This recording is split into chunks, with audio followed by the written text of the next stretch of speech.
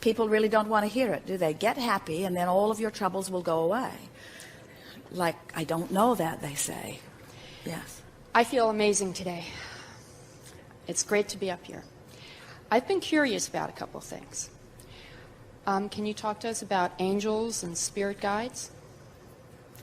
Well, there are a lot of different names and labels that you give in your attempt to explain your interpretation of non-physical. What specifically are you wanting from us? How do angels or spirit guides work? Are they real? How do we experience them? How do we call on them? Well, it's a big question because a lot of different people use those labels and mean somewhat different things by them. But in essence, what you're asking about, you are extensions of source energy. And so, of course, all of that is real. In other words, as Esther is allowing us to visit with you as she translates, we're offering radio signals or blocks of thought that are like radio signals, and she's translating them. And there are people who, when they receive those blocks of thoughts or radio signals, can translate visually. Esther is translating verbally. And so the non-physical is interacting with you in many different ways. And depending upon the intensity of your desire to know and your ability to allow in any given moment is what makes for the variety of experiences that different people are having. Esther said to us one night early on in her new relationship with us consciously, Abraham, I want to see you.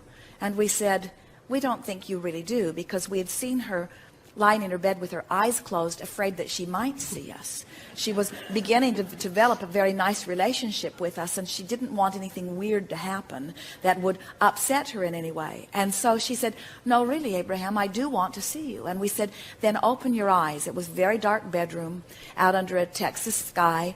Jerry was sound asleep, and Esther opened her eyes, and she saw a room full of fireflies, what looked like millions of fireflies, too many to count. And then all of the fireflies gathered together in one corner, emitting a light that was so bright that Esther could not look into it.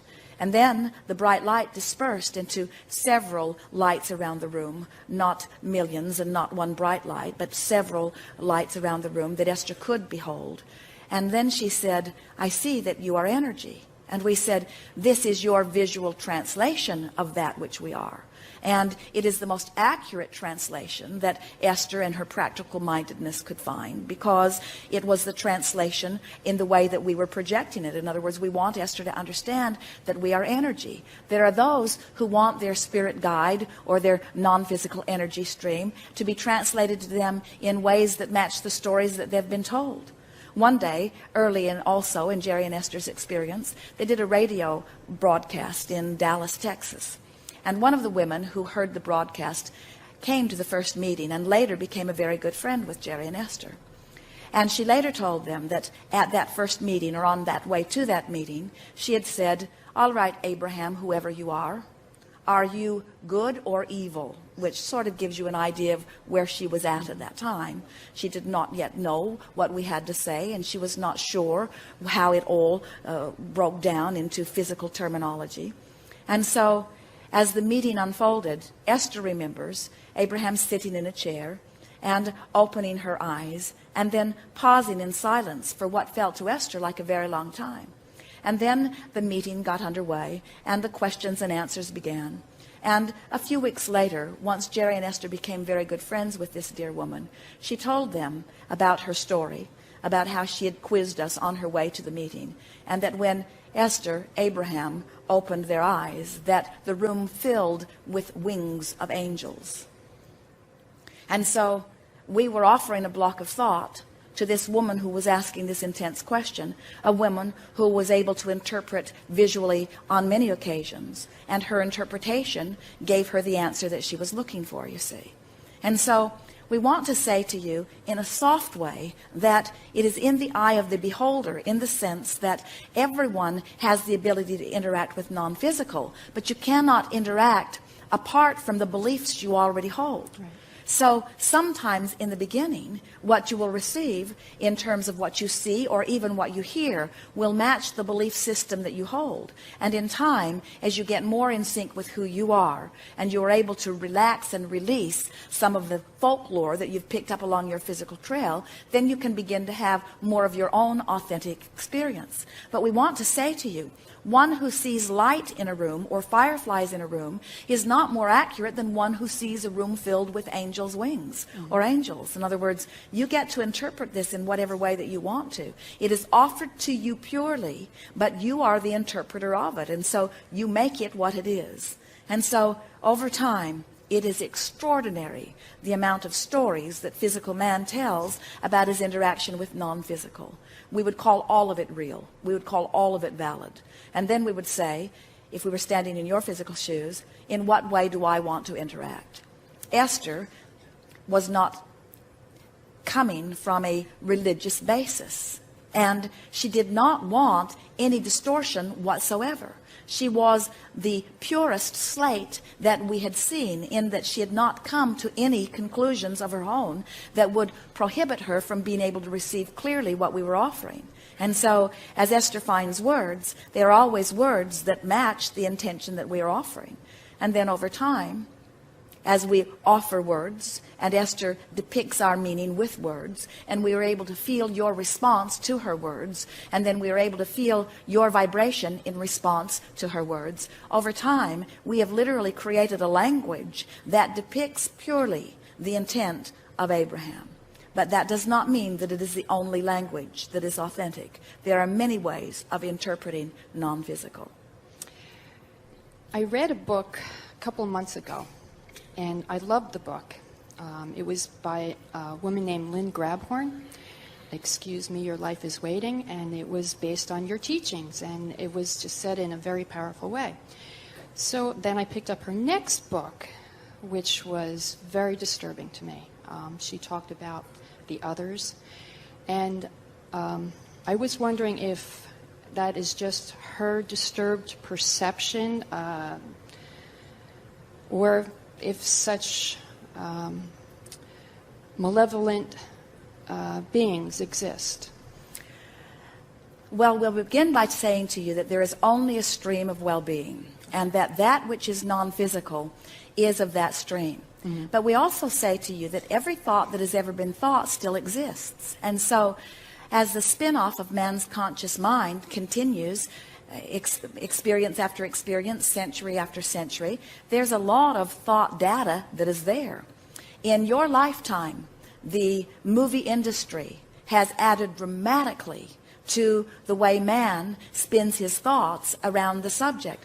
The religions, the information that is coming from the pulpit, so much more information about the devil and evil than about good and God. And so if you talk to little children who go to church, often they will tell you more about the devil than they will about God.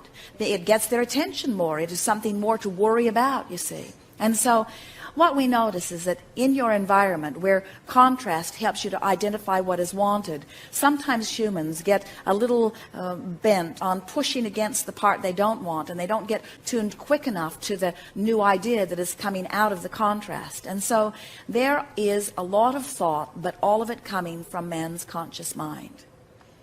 People said to Esther in the beginning, Esther, aren't you afraid as you begin to receive Abraham? And by the time she began receiving those questions, there was no fear within her at all. She had come to sense who we were. She could feel who we were. She knew that there was no sense of possession, because anytime the telephone would ring while Jerry was having a chat with us, we would release her immediately. Esther could feel that we were there in response to their request, that we were not asserting ourselves into their experience in any way, that they were asking and that we were answering. And so Esther was not in a place of fear at all.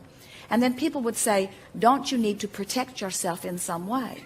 And as Esther heard more and more of them saying that, she began asking us about that. And we said, it's just like saying, if I set my radio dial on 630, do I need to worry about getting something from all of the other stations? And the answer is no. When you set your tuner, law of attraction is going to bring you that which is a vibrational match to the signal that you yourself are set at, you see.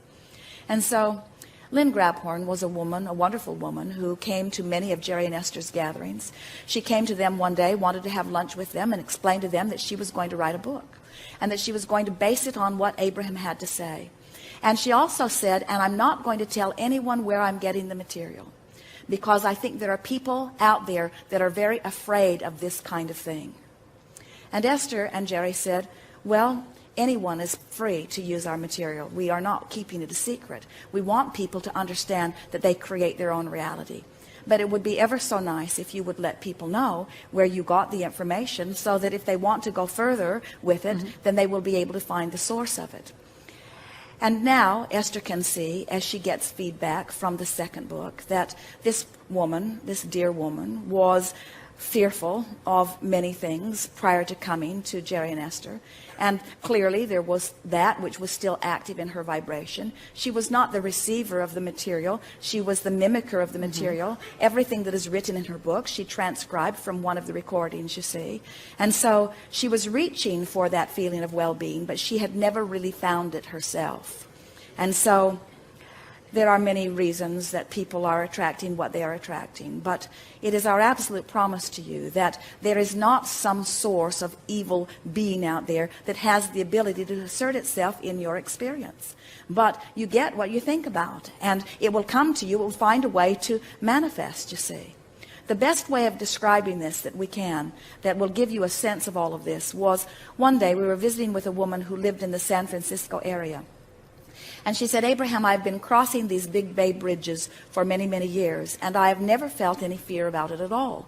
And recently, as I'm crossing these bridges, I am having what I must describe as panic attacks. She said, I want to lie on the floor of my car. My fear is so intense. What's happening with me? And we said, you must be bumping into some thought forms on the bridge. Well, she didn't like the sense of that at all. In other words, there are thought forms on the bridge. She said, whatever do you mean? And we said, well, you have to understand that everything that everyone thinks about is broadcast for everyone else to pick up if they are in the vibrational vicinity. And so people have been crossing these bridges. Often they're tourists, and it's a sort of precarious feeling. Often they're in a monster bus like Jerry and Esther's, and it's an even more precarious feeling because of the width of the lanes and going through the toll booths. There had recently been earthquakes, and some of the bridges had fallen down, which had increased people's concern about being on a bridge, maybe at a time of another earthquake.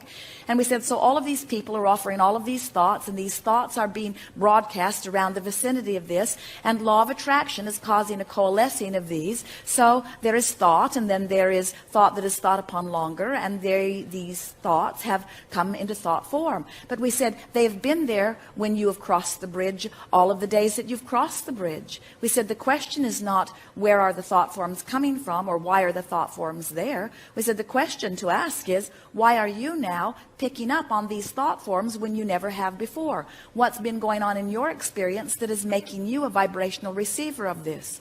She knew right away. She said, my neighbor was burglarized, and it made me feel very vulnerable. I've been going to meetings. We're organizing a neighborhood watch system. I called someone to come to put an alarm system in my house. I'm considering even putting bars in my house. And so something not even related to the bridge, but related to a feeling of insecurity, had been activated within her, which brought her into vibrational range of something that she had never been in vibrational range of before, you see. So we want you to understand that there are not big bad things out there that are of a supernatural nature. You do a plenty good job of creating the things that you do not want in your reality just by focusing on sickness and cancer and burglaries and terrorism. In other words, don't bring them from outer space. We promise you they are not coming. But whatever it is that you are giving your attention to is that which you will have an experience about. And that was nothing more than a creation of this woman based upon the vibrational balance of her being. Thank you for clarifying that. I didn't really think that her second book was an accurate Oh, it's accurate. It's an accurate depiction of where she was at the time that she received it. But it's not anything that the rest of us need to worry about. Well, you see, this is the reason that we want you to realize that you create your own reality. In other words, there are all kinds of influences out there as you watch television, and they point out to you that 1 out of every 5 has it, and you're probably the one. And then they list that long stream of symptoms, and then they encourage you to eat that stuff, and then they tell you the side effects that that stuff will give you. In other words, you can't listen to anything without an activation activation. But that's why we want you to relax and understand that you have this wonderful buffer of time, and that the basis of your life is one of well-being. And that when you read something and it makes you feel uneasy, utilize your own guidance system and understand that the reason it feels uneasy is because it is not a vibrational match to who you are and what you want.